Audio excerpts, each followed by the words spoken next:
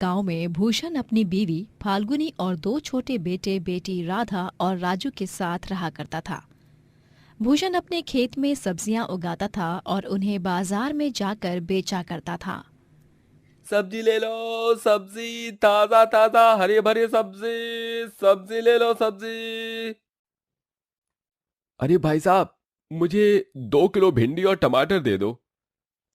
अरे भूषण भाई, तुम्हारे खेत की सब्जियां पूरे बाजार में सबसे फ्रेश और स्वादिष्ट होती हैं। मुझे 3 किलो प्याज और 2 बड़ी जोड़ी मेथी देना। और साथ ही 20 रुपए का थोड़ा पुदीना भी डाल देना। जी, शुक्रिया। मैं अभी आपकी सब्जियां पैक कर देता हूँ। भूषण अपने खेत में सब्जियों को बहुत ही प्यार और स्नेह से उगाता।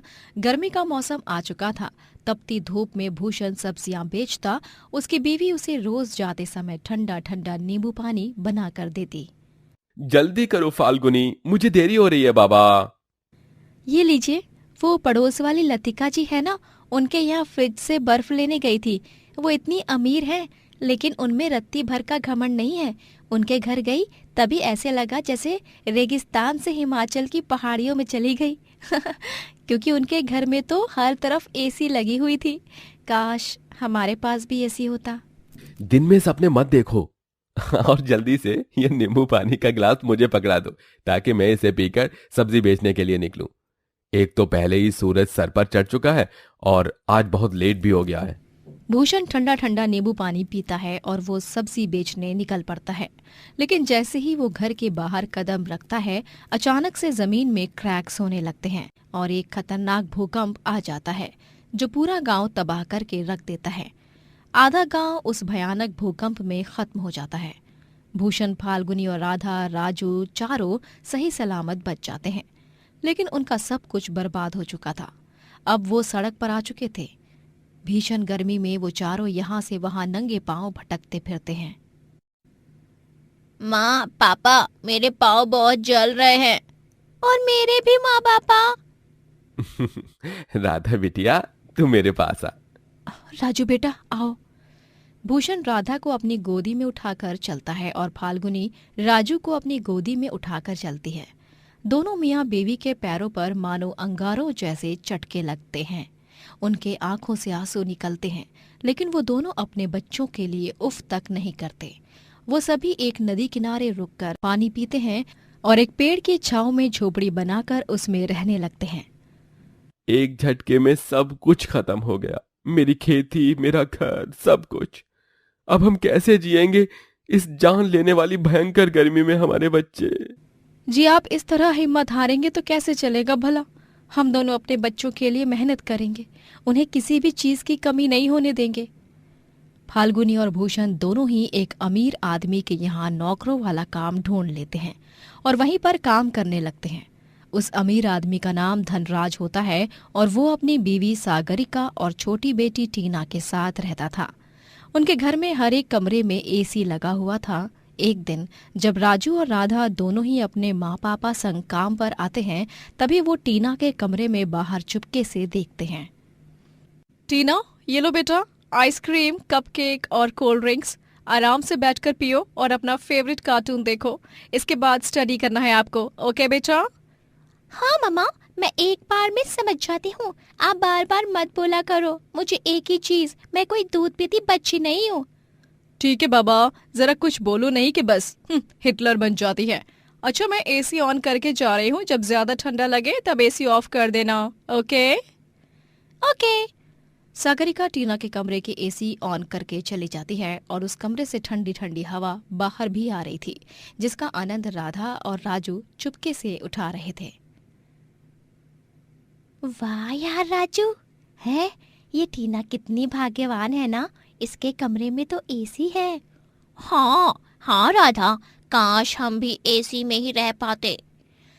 तभी टीना उन दोनों को देख लेती है और वो गुस्से से आग बबूला हो जाती है। तुम दोनों गरीब फटीचर लोग यहाँ पर मेरे कमरे के बाहर खड़े रहकर फ्री फंड में एसी की हवा खा रहे हो। बेवकूफ, बेशर्मो, हाँ निकल जाओ यहाँ से। टीना उन दोनों को धक्का मार कर गिरा देती है। तभी वहां पर धनराज, सागरिका, भूषण और फाल्गुनी आ जाते हैं। राधा, राधा बिटिया, राजू बेटा, तुम दोनों ठीक तो हो ना? तुम्हें ज्यादा चोट तो नहीं आई ना? नहीं पापा, हम ठीक हैं। पक्का ना बच्चों? हाँ माँ, पक्का। मम्मा, पापा, ये दोनों गरीब मेरे रूम के बाहर खड़े होकर एसी की हवा खा रहे थे। सागरिका और धनराज गुस्सा हो जाते हैं और फाल्गुनी और भूषण को खूब सुनाते हैं। अरे तमीज वगैरह कुछ सिखाया है कि नहीं तुम दोनों ने अपने बच्चों को? हमने गलती कर दी जो तुम्हारे गंदे घटिया बच्चों को हमारे साफ और सुंदर से घर में आने दिया। इनसे कहो कि अभी के अभी यहाँ से रफा दफा हो जाए, वरना मुझसे बुरा कोई नहीं होगा। लेकिन मालकिन, मैंने कहा ना, निकालो इस कचरे को मेरे शीश महल से बाहर, वरना मैं तुम दोनों को काम से हटा दूंगी और किसी और को रख लूंगी। समझ गए तुम दोनों? मजबूर और लाचार फाल्गुनी और भूषण राधा और राजू को झोपड़ी वापस जाने कहते हैं और वो दोनों भी बिना कुछ कहे चुपचाप चले भी जाते हैं। कुछ दिनों बाद थोड़े बहुत पैसे आने के बाद वो लोग एक छोटे से किराए के मकान में शिफ्ट हो जाते हैं। तभी माँ पापा, हम अब एक घर में रहने तो आ गए, लेकिन यहाँ पर तो सिर्फ एक पंखा ही है। क्या हम अपने घर में एक एसी लगा लें? हाँ माँ पापा, हमें भी टीना की तरह एसी के कमरे में रहना है और ठंडी ठंडी हवा खाते हुए सोना है। हाय, कितना सुंदर लगेगा फिर तो। मुझे माफ कर दो मेरे बच्चों, लेकिन मैं तुम्हारी ये मांग पूरी नहीं कर सकता, क्योंकि हम इतने पैसे नहीं कमाते जो हम एसी खरीद सकें। माफ करना बच्चों, माफ करना। रूठो मत, मेरे पास एक उपाय है जिससे एसी की जैसी हवा लगेगी, लेकिन ये वाली एसी थोड़ी देसी और अतरंगी है। फाल्गुनी गीले रजाइयों को खिड़कियों पर टांगती है जिससे घर ठंडा हो जाता है, लेकिन इसके बावजूद भी दोनों बच्चों का मुंह उतरा हुआ ही रहता है। फाल्गुनी और भूषण भी बहुत दुखी होते हैं। एक दिन भरी दोपहर में जब सागरिका बंगले के गार्डन एरिया में पौधों को पानी दे रही होती है, तभी दो गुंडे आकर उसे एक वैन में किडनैप करके चले जाते हैं। मालकिन! फाल्गुनी, चलो जल्दी, हम साइकिल पर सवार होकर उनका पीछा करेंगे। तुम साइकिल के पीछे बैठकर पुलिस को फोन लगाओ, तब तक जल्दी जल्दी। भूषण और फाल्गुनी दोनों साइकिल पर सवार होकर उन गुंडों की वैन का पीछा करते हैं और आखिरकार उन्हें रोक ही देते हैं। फाल्गुनी सागरिका को गुंडे से अलग करती है और भूषण उन गुंडों को खूब पीटता है। उतने में वहां पर पुलिस आ जाती है और उन दोनों बदमाश गुंडों को गिरफ्तार कर लेते हैं। बाद में जब धनराज और टीना को ये बात पता चलती है, तब उन्हें भी अपनी गलतियों पर शर्मिंदगी महसूस होती है। धन्यवाद भूषण, फाल्गुनी, मैंने तुम दोनों के साथ कभी अच्छा व्यवहार नहीं किया, लेकिन तुम दोनों ने फिर भी मेरी जान बचाई, अपनी जान जोखिम में डालकर। थैंक यू अंकल आंटी, मेरी मम्मी की जान बचाने के लिए। मेरी तरफ से आपको और राधा राजू को भी सॉरी। ये लो भूषण, मना मत करना। इन पैसों को हमारी तरफ से प्यार भरा नजराना समझना। हमें अपनी गलती का पश्चाताप हो चुका है। वो तीनों भूषण और फाल्गुनी से माफी मांगते हैं और भूषण और फाल्गुनी उन पैसों से अपने घर के लिए एसी खरीदते हैं और वो चारों एसी में रहकर बहुत खुश होते हैं। ये हमारे घर एसी आ गई, एसी आ गई। राधा और राजू तो खुशी के मारे झूमते नाचने लगते हैं। इस तरह वो लोग हंसी खुशी से एक साथ एक सुंदर सा जीवन बिताते हैं। शहर का सबसे बड़ा बिजनेसमैन राजनाथ चौधरी अपने परिवार संग एक बड़े बंगले में रहा करता था। उसकी फैमिली में भी बूढ़ी माँ उपासना, पिता प्रेमचंद, दादी मधुबाला, बीवी अवंतिका, छोटा बेटा निकुंज और छोटी बेटी जूही होते हैं। राजनाथ की जान अपने परिवार में बसती है। वो एक बड़ा बिजनेसमैन होने के बावजूद एक सुपर शेफ भी होता है। वो बहुत ही अच्छा खाना बनाता और उसे कुकिंग में बहुत इंटरेस्ट भी होता।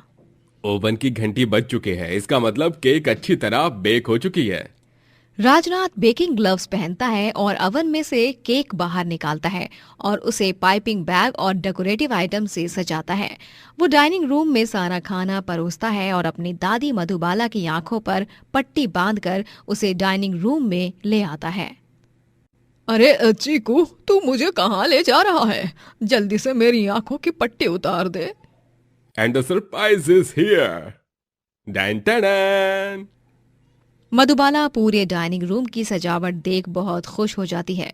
पूरा परिवार एक साथ मिलकर उसे उसके 70वें जन्मदिन पर बधाइयां देते हैं। हैप्पी बर्थडे दादी। हैप्पी बर्थडे माँ जी। दादी, मैंने ये सारे आपके मनपसंद पकवान बनाए हैं। आज आपका 70th बर्थडे है, इसलिए आपके फेवरेट डिशेस आपके लाडले चीकू की तरफ से। हाय मेरा चीकू, तो कितना अच्छा है। भगवान तुझे लंबी उम्र दे और खूब तरक्की भी। जुग जुग जियो मेरे लाल। शुक्रिया बेटा। सभी खाना खाने बैठते हैं और मधुबाला अपने बर्थडे केक को भी कट करती है। वाह पापा, आपने तो इतना अच्छा केक बनाया है कि बस पूछिए मत। आपने सारी बेकरीज और केक शॉप को फेल कर दिया। बेस्ट केक पापा। अरे आखिर प्रेमचंद चौधरी का बेटा है, फिर इतना मल्टी टैलेंटेड तो होगा ही ना।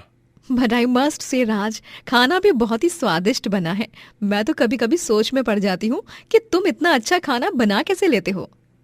अवंतिका बहू, ये सब तो ये बचपन से सीखते आ रहा है। इतना बड़ा महल जैसा घर होने के बावजूद भी ये किचन रूम में आकर पढ़ाई करता और साथ ही साथ मुझे और बाकी सर्वेंट्स को खाना बनाते हुए देखता, और देख देख कर इसने सीख लिया। पूरे परिवार को खाना बहुत पसंद आता है और सभी राजनाथ की खूब तारीफ करते हैं और उसे शगुन भी देते हैं। राजनाथ अपनी दादी मधुबाला को एक बड़ा सा तोहफा भी देता है। उसके बाद टाइम फॉर अ सेल्फी। चलिए एक फैमिली सेल्फी लेते हैं। राजनाथ अपनी पूरी फैमिली के साथ एक सेल्फी भी क्लिक करता है, लेकिन उसे नहीं पता था कि ये सेल्फी उसके परिवार के साथ आखिरी सेल्फी होने वाली थी। अगले दिन जब राजनाथ एक बिजनेस ट्रिप पर जाता है, तभी उसका बिजनेस राइवल खुफिया तरीके से उसके घर में बॉम्ब प्लांट करवाता है और पूरा परिवार बॉम्ब ब्लास्ट में मर जाता है। जब राजनाथ ट्रिप से वापस लौटता है, तभी वो अपने घर को जलकर राख होते हुए देखता है। नहीं, मेरा परिवार, मेरी दादी, मेरे बच्चे, मेरे माँ पापा, मेरी बीवी, ऐसा नहीं हो सकता। ये क्या हो गया? मैं तो बर्बाद हो गया। नहीं। मिस्टर चौधरी, हिम्मत रखिए। इन्वेस्टिगेशन से कुछ ठोस सबूत हाथ नहीं लगा है। आई थिंक ये ब्लास्ट घर से ही किसी सिलेंडर ब्लास्ट या कोई और रीजन की वजह से हुआ है। पुलिस ऑफिसर्स को बॉम्ब का कोई सबूत नहीं मिलता और उन्हें ऐसा लगता है कि ये ब्लास्ट सिलेंडर के या किसी और कारण की वजह से हुआ है। लेकिन बेचारे राजनाथ की दुनिया एक पल में ही खत्म हो चुकी थी। उसकी फैमिली उसकी जान थी और आज वही उससे छिन चुकी थी। इतना ही नहीं, अब वो उसका बिजनेस भी डूब चुका था, क्योंकि उसके करोड़ों के पैसे जो उसने अपने घर की तिजोरी में रखे थे वो भी जलकर राख हो चुके थे।